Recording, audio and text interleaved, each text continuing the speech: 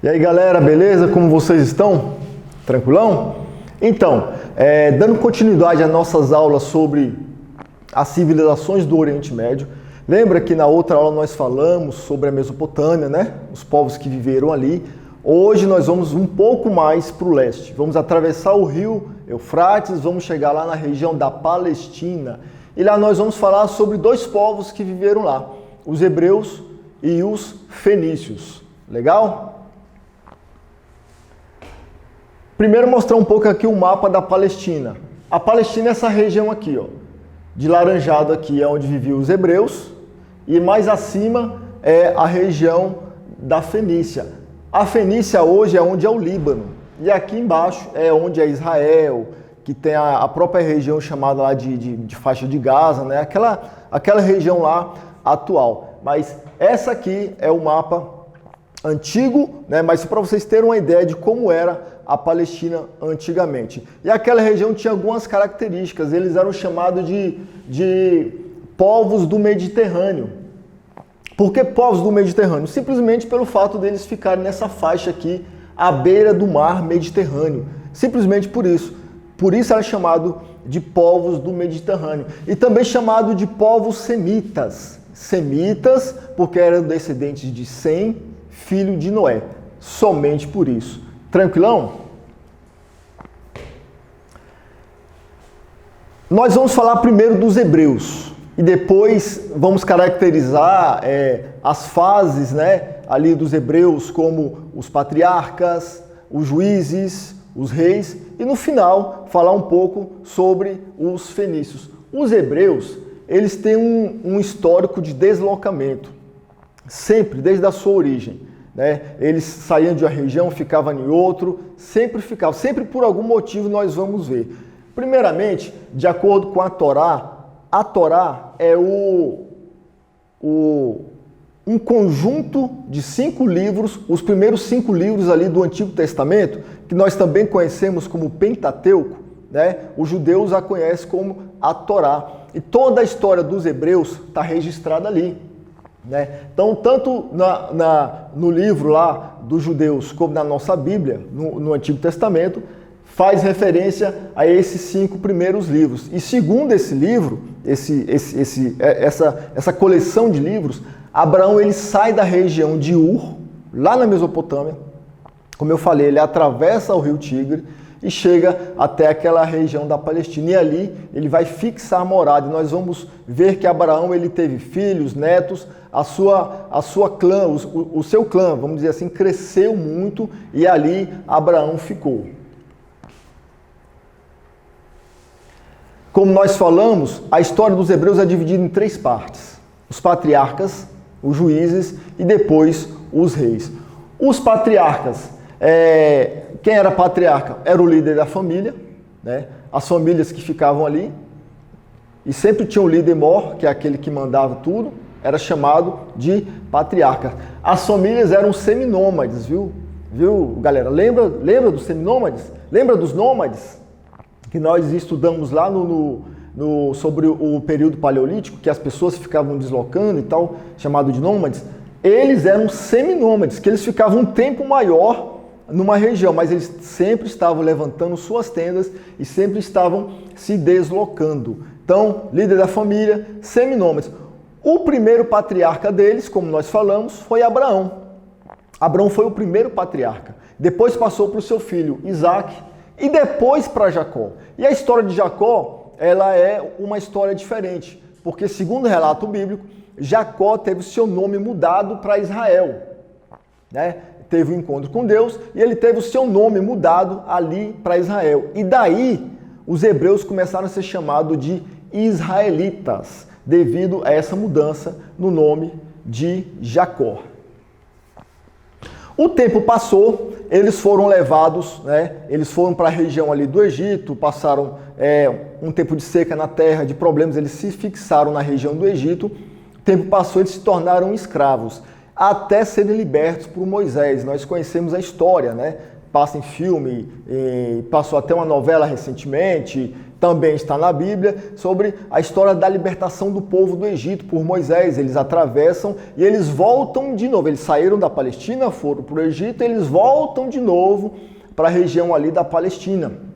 Mas dessa vez, no meio do caminho, Moisés morre e quem vai liderar todos eles é Josué. Se levanta um líder chamado Josué. E Josué então chega na terra, chamado de Terra Prometida, e lá já tem outros povos. Eles entram em conflitos, em batalhas, até que eles vencem. E existe paz na terra. E agora, Josué chega e falou, agora acabou a guerra, e agora então vamos dividir essa terra aqui em 12 tribos.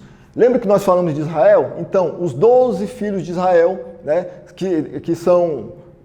que viraram as 12 tribos, né, ali de Israel. São os 12 nomes. E eles dividiram ali por família, e cada um ficou numa região, sendo Josué ainda o seu líder. E nesse tempo, cada tribo tinha um líder mais velho, mais experiente, que resolvia alguns problemas, mas quando tinha um problema maior, né, eles tinham que chamar um homem para representar todos. Esse homem era chamado de juiz. Né? Então ele ia lá, liderava, podia ser numa guerra contra outra nação, podia ser em algum problema interno, o juiz que tinha que definir. Ele era constituído pelas 12 tribos. E tivemos alguns juízes, como Eude, como Débora, né? Gideão, Sansão. E no final teve um juiz que também foi profeta, que foi Samuel. Samuel ficou sendo juiz ali algum tempo, até que tudo resolvido, tudo tranquilo, o povo começou a reclamar com Samuel e falar, Samuel, todas as nações têm reis, por que nós não temos reis? Nós queremos um rei. E aí começa a era dos reis. O primeiro rei que Samuel constituiu, que ele ungiu, né, foi Saul. Saul foi um rei que teve algumas conquistas, ele venceu os filisteus em algumas batalhas, né, e ficou ali mais ou menos 30 anos. E Saul foi sucedido por Davi, considerado por muitos até hoje o maior rei que Israel já teve. Davi também teve muitas conquistas, inclusive Jerusalém. Ele reconstruiu Jerusalém, e ele transformou Jerusalém num centro de poder, tanto político quanto religioso. Davi depois foi sucedido por seu filho Salomão, que expandiu também o reino, tornou o reino muito mais rico, porque Salomão era um homem muito sábio, sabia fazer muito negócio e ficou muito rico. Só que Salomão, ele também cometeu um problema que o povo não gosta. Ele começou a aumentar os impostos do povo, né? E o povo começou a pagar altos impostos. Chegou um tempo, Salomão morreu, seu filho assumiu, e essa questão de imposto alto começou a trazer problema entre eles. E as tribos começaram a reclamar uma com a outra, até que houve uma guerra entre eles e as tribos se dividiram. Aí ficaram 10 tribos lá no norte, as 12 tribos, né? 10 foi para o norte e ficaram 10 tribos no sul. E aí, nós sabemos que quando tudo fica dividido, fica mais fácil de ser conquistado. O tempo passou, as tribos do norte foram conquistadas pelo Império Assírio, né? Ficaram escravos do Império Assírio, e depois de algum tempo, o segundo Império Babilônico, ou Império Caldeu, conquistou as tribos do sul e levaram eles cativos, onde eles ficaram por 70 anos.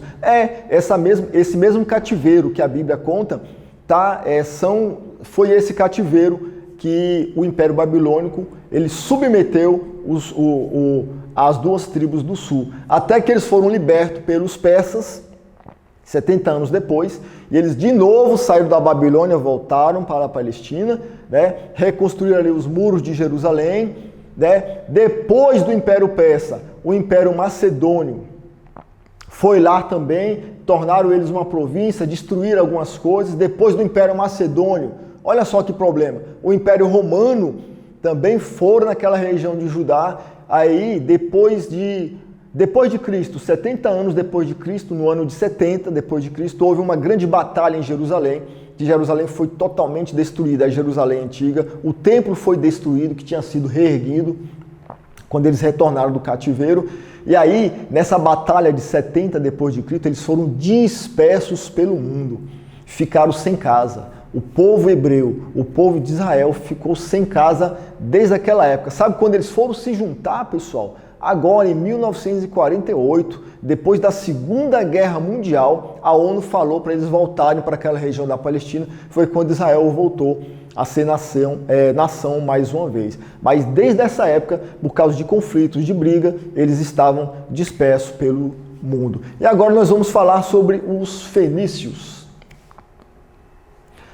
A região ali que nós mostramos no início, né, do mapa, é uma região à beira do Mediterrâneo, era uma região difícil de você praticar agricultura. Não tinha rio perto, era complicado, né? Era diferente daquela região lá da Mesopotâmia, que tinha rio, Tigre, rio Eufrates e tal. Então, os fenícios tiveram que se virar. Eles falaram, cara, como é que a gente vai fazer aqui? Então, vamos falar o seguinte, se só tem um mar Mediterrâneo na nossa frente, vamos nos tornar bons comerciantes e bons navegadores. Essa foto aqui eu trouxe até de um dos barcos fenícios, porque eles desenvolveram vários barcos, vários navios na época, né? Coisa moderna para a época. E eles começaram a construir portos em toda a extensão do mar Mediterrâneo, chegando até perto da Espanha, até perto da Europa. Os fenícios construíram portos e também construíram barcos. A princípio, eles não tinham muito o que comercializar. Então, eles começaram a comercializar o cedro, uma árvore, né, que era o chamado de cedro do Líbano, uma árvore muito forte.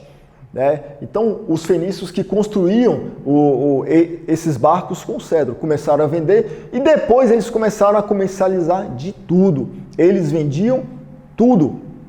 Tudo que pudesse vender ou comercializar, eles faziam. Os caras eram bons de comércio. Mais algumas características dos fenícios. Aqui, legal.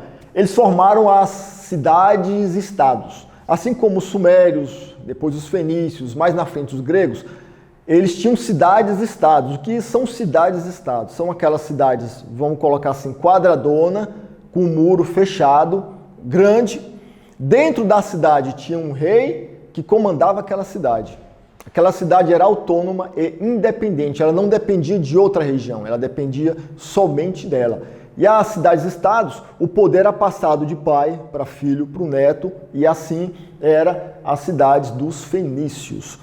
Outra coisa legal que eles desenvolveram, isso aqui é muito interessante, foi uma escrita. E foi uma escrita diferente daquela escrita que os sumérios fizeram lá atrás, porque essa escrita deles era um pouco mais fácil de compreender. E lembra que nós falamos que eles passavam pelos portos, eles tinham vários portos? Então, eles pegaram essa escrita deles, esse alfabeto que eles desenvolveram, que era um alfabeto com 22 sons de consoantes, tinha som, né?